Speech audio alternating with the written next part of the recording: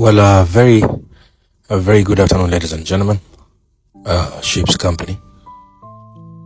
Well, what you just watched, ladies and gentlemen, was a beautiful sailing, or the beautiful sunrise this morning when we got into this beautiful island here where we go. But before we get into talk about this island, let's get back to something really, really important that we were discussing.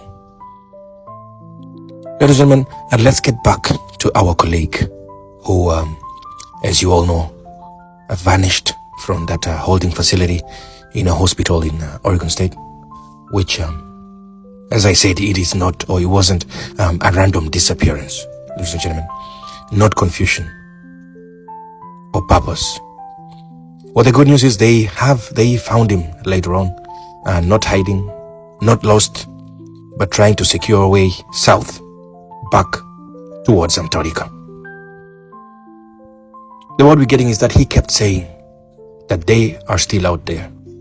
They didn't make it back past the wall. And what I'm getting is that the way he said it didn't sound like fear, rather it sounded like memory, or it sounded like something that he had been thinking about. At the same time, our sister ship, which was once committed to the search, has now withdrawn.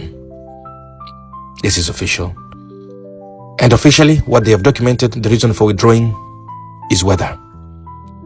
They have stated that the violent systems are forming faster than predicted, and fuel costs are rising beyond reason. The trips to Ushuaia and back. And the strain also, one of the major reasons for their withdrawal is the strain of navigating those outer ice limits again and again.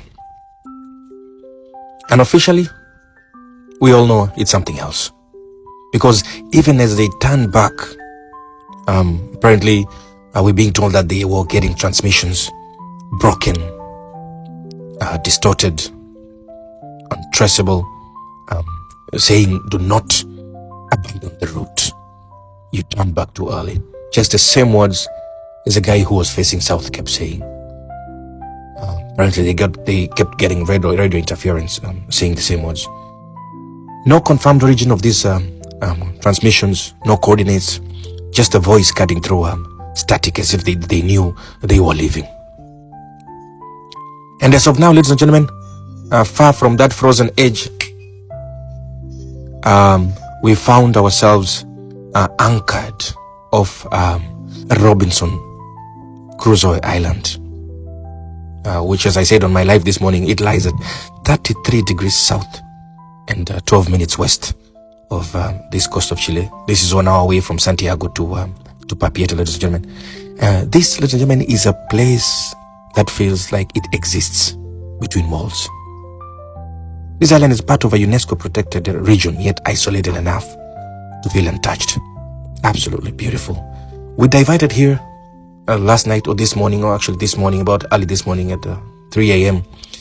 And we didn't divide here for mystery, ladies and gentlemen, but this was for humanity.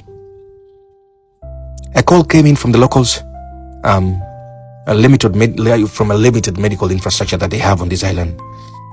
Urgent need for diagnosis. Our vessel answered. X-ray systems deployed. They came on board this morning. They boarded us this morning. And our crew, medical, as I said, we have very, very highly trained professional doctors and nurses on board. And we are, ladies and gentlemen, ferrying a fully functional medical facility on board.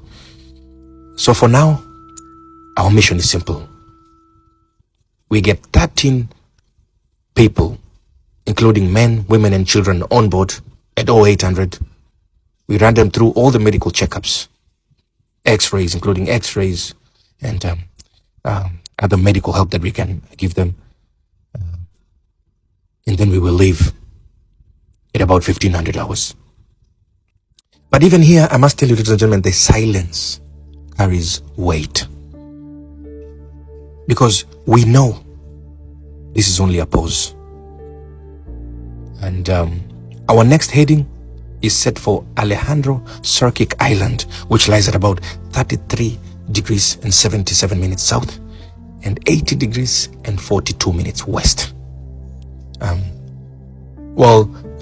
As I said this morning on my live, we have got permission for a controlled, what we call the bilge discharge. That's where we're gonna offload all our dirty water and the grey water, a necessary act before we commit what lies ahead, which is 4 uninterrupted days at sea that we're about to traverse into, and the systems must be balanced, everything calibrated, no room for error for where we're going.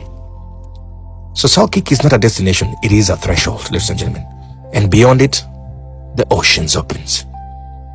Our final heading after that, Easter Island, that lies at 27 degrees 11 minutes south and 109 degrees and 35 minutes west.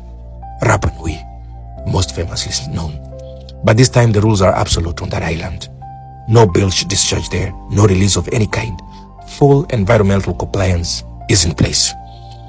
The waters there are protected, ladies and gentlemen, watched, respected, and a place of history, of presence, of something older than charts and coordinates.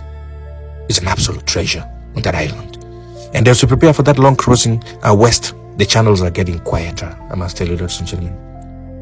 We're experiencing fewer ships, less traffic, more and more empty spaces between signals, except sometimes late at night there is still something there. I can tell you that for free. A faint, fractured voice slipping through the noise. Not gone, not finished, just waiting.